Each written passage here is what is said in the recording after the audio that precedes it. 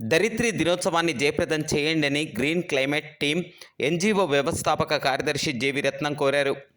ఆదివారం సాయంత్రం మహిళా వాకర్స్ క్లబ్ నేతృత్వంలో మాధవధార ఈస్ట్ పార్కులో మహిళా వాకర్స్ క్లబ్ ఆధ్వర్యంలో వాకర్స్ పిల్లలు, విద్యార్థులు, మహిళలు, పురుషులు అందరికీ ఎకో వైజాగ్లో భాగంగా ఎర్త్ డేపై అవగాహన కార్యక్రమాన్ని నిర్వహించారు. ఈ మేరకు ఆయన మాట్లాడుతూ ఏప్రిల్ 22వ తేదీన ప్రపంచ ధరిత్రి దినోత్సవం సందర్భంగా విజయవంతం చేయాలని కోరారు. భూతాపాన్ని నివారించేందుకు మనం తీసుకోవాల్సిన జాగ్రత్తలేంటి అనేది వివరించారు. అసలు ఎందుకు గ్లోబల్ వార్మింగ్ ప్రభావం వల్ల కలిగే అనర్థాలను తెలిపారు. చెట్లు నరకడం వల్ల కలిగే నష్టాలు, కాంక్రీట్ జంగిల్గా మారుతున్న నగరాల్లో ఏర్పడుతున్న కష్ట నష్టాలను వివరించారు. కార్యక్రమంలో విద్యార్థులకు జానకి టీచర్ అందరూ పాల్గొని ధరిత్రి దినోత్సవాన్ని విజయవంతం చేయాలని కోరారు. సపోర్ట్ చేద్దాము. ఈకో వైజాగ్ని మనం సపోర్ట్ చేస్తూ మొక్కలు నాటుతూ మన పర్యావరణాన్ని పరిరక్షిస్తూ ప్రతి ఒక్కరూ సపోర్ట్ చేయాలని మేము కోరుకుంటున్నామండి. కొంచెం వరకు చాలా వరకు నిర్మూలిద్దాం వాడకాన్ని, కరెంటు యొక్క ఉపయోగాలు ప్రతి ఒక్కటి అండి ఆయన చాలా చక్కగా వివరించారండి.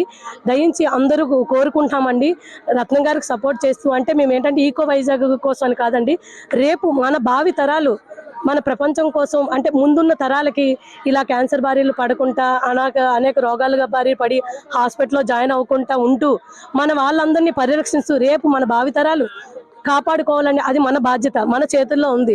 నేనైతే మాత్రం అండి చాలా చక్కగా, నాకు అంతకు ముందు తెలియదు, ఆయన ప్రసంగాన్ని నేను 2 సార్లు విన్నాను. ప్రతిసారి వింటుంటే చైతన్యం, మొక్కలు నాటాలి అన్నది కుతూహలం మన చిన్నప్పుడు నడుచుకున్న పాఠశాలలో చూసాము. కానీ మనలో ఏంటంటే అది అక్కడి వరకు వదిలేసాము. మేము ఏంటంటే ఆయన నుంచి చాలా నేర్చుకున్నామండి. మీ అందరూ కూడా అంటే అందరూ అభివృద్ధి చెందుతారని నేను అనుకోవట్లేదు, జ్ఞానోదయం వస్తుందని.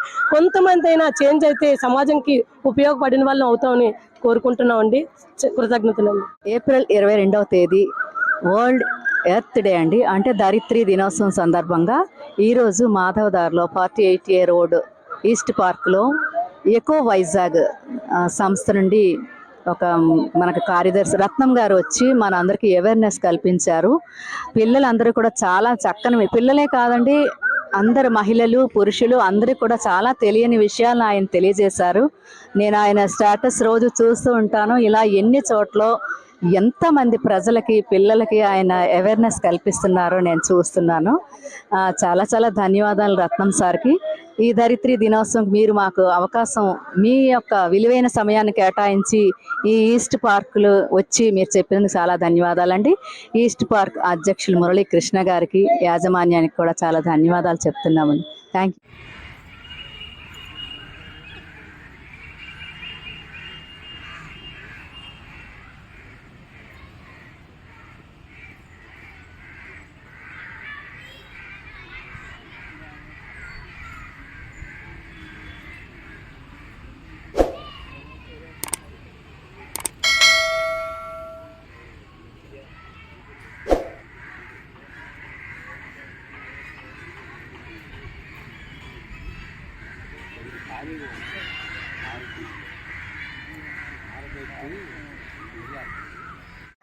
నేను 5వ తరగతి చదువుతున్నాను. ఈ కాలనీ పేరు విశాఖపట్నం. ఇది ఈస్ట్ పార్క్. ప్రకృతి ఆధారంగా పంటలు పండించండి, పర్యావరణం హితంగా జీవించండి. ప్రతి ఒక్కరూ పక్షులకి, జంతువులకి నీరు, ఆహారం అందుబాటులో ఉంచాలి. ప్రతి విద్యార్థి మొక్కల్ని కాపాడాలి, మొక్కల్ని నాటాలి. పర్యావరణ పరిరక్షణ మన బాధ్యత. నేను 5వ తరగతి చదువుతున్నాను. ఈ కాలనీ పేరు విశాఖపట్నం, ఈస్ట్ పార్క్, మాధవధార.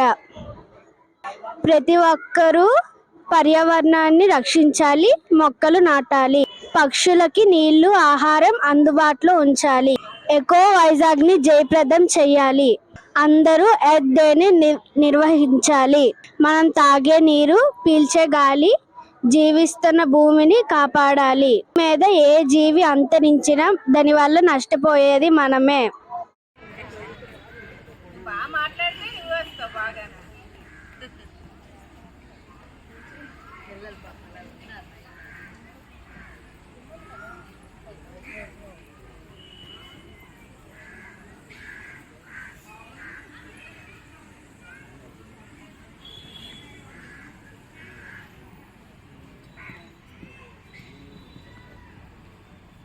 అండి నేను మహిళా సంఘం మాధవధార అధ్యక్షురాలుగా పనిచేస్తున్నాను.